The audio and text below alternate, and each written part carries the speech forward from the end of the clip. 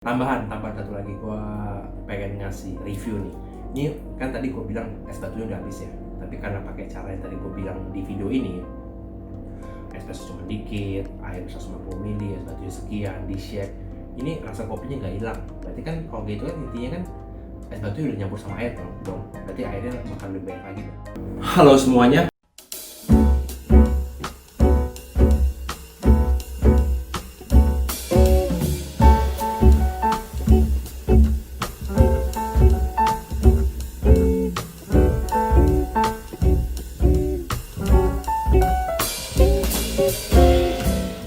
Oke, di video kali ini gue pengen, bukan tutorial ya, tapi gue pengen memperbaiki atau menjelaskan ulang video yang udah pernah gue upload sebelumnya tentang bikin ice americano yang nggak pahit doang, yang video ini nih.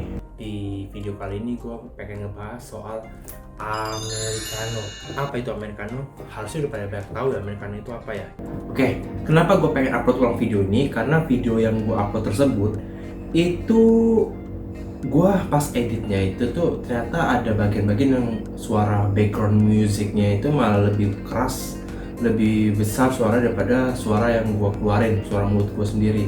Jadi apa yang gua jelasin di video jadi nggak jelas kenapanya.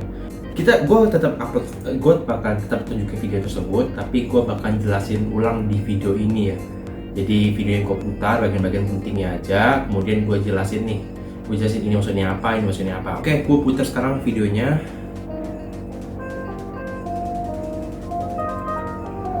Oke, ini karena di video ini gue perhatiin juga kayaknya gue ngomong terlalu panjang dan terlalu bertele-tele, tidak pada intinya aja.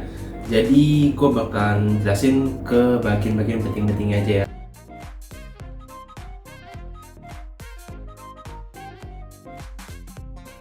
Oke, jadi ini bagian pertama. Bagian pertama ini gue ngejelasin bagaimana kita menggunakan mesin DeLonghi ECP3121 nih.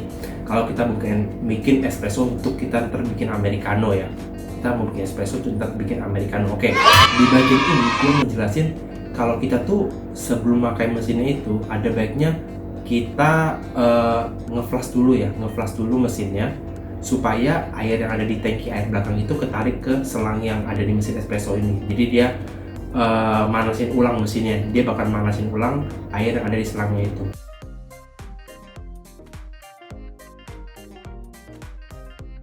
Oke, ini nomor 2. Yang nomor 2 ini gue ngejelasin soal volume bubuk kopi yang kita masukin ke portafilter ECP3121 ini ya. Nah, karena ini mesin kecil yang diameter portafilter cuma 50 mm doang. Jadi cuma cukup kopi sekitar 12 sampai 14 gram. 14 gram itu udah maksimal banget.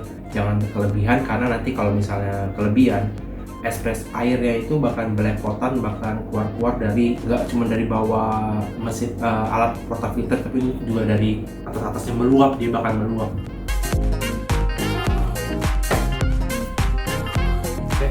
Oke, ini bagian 3, masih di bagian pembuatan espresso ya. Nah, di bagian ini gue ngejelasin kalau misalnya kita bikin espresso untuk americano, yang mana nanti dia sama aja espresso melawan air ya. Kalau misalnya kopi susu kan espresso melawan susu ya, tapi ini espresso melawan air putih, air bersih buat minum.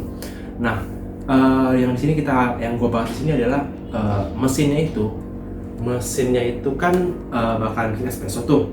Nah, espresso yang dihasilin itu nggak usah terlalu penuh banget, cukup sekitar 40 gram aja. Kalau saya di bawah timbangan nih, kita taruh timbangan di bawahnya itu sekitar 40 gram aja. 40 gram plus krema cukup, udah nggak usah terlalu lebih banget, karena nanti kalau saya kelebihan espresso nya encer dan rasa espresso nya itu tuh jadi kayak apa ya, jadi terlalu pahit lah, taste yang kita pengen keluarkan itu tuh jadi nggak keluar. Nah, ini espresso nya, ini contoh espresso nya tuh sebenarnya ini masih agak kebanyakan ya. Kalau misalnya pokoknya intinya 40 gram aja, kita kalau taruh timbangan di bawah itu 40 gram plus krema ya. Nah, di bagian selanjutnya ini gua ngejelasin kalau misalnya air putih yang kita mau masukin untuk bikin americano itu, kita campur pakai es batu dulu, dan kita masukin air putihnya sekitar 150 ml ya, bukan gram, 150 ml. Jadi kita masukin 110 ml air putih, boleh panas, boleh dingin, boleh hari biasa lah ya. Menunya itu tidak terlalu dikit-dikit amat ya. Dan jadi ketika di shake itu ya enak lah liatnya. Lebih besar hati-hati karena pasti bakal tumpah ya.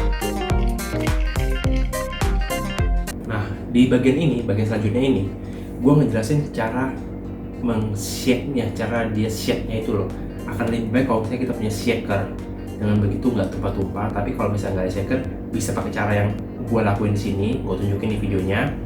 Nah, bisa pakai cara itu, atau kalau misalnya kalian tahu kopi tarik yang biasa di Aceh atau di Malaysia itu ya, di negara Malaysia atau di provinsi Aceh ya, itu ya ditarik kayak gini nih. Ini misalnya ada jug susu yang kita isi minuman kita sama gelas atau jug susu lain ya, kita gini-giniin sampai busanya naik. Jadi bisa pakai cara itu juga, selain kita pakai cara yang gue tunjukin di sini atau pakai shaker ya.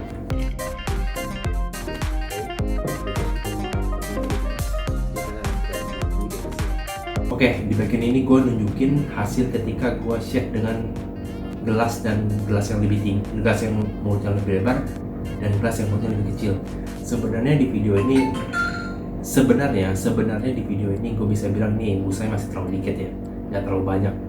Lebih baik kalau misalnya busa lebih banyak ya. Cara satu lagi adalah kalian harus punya cup sealer. Jadi kalau kalian jualan minuman, nggak jualan kopi lah ya, ada namanya cup sealer ya, yang kayak gini gambarnya. Oke.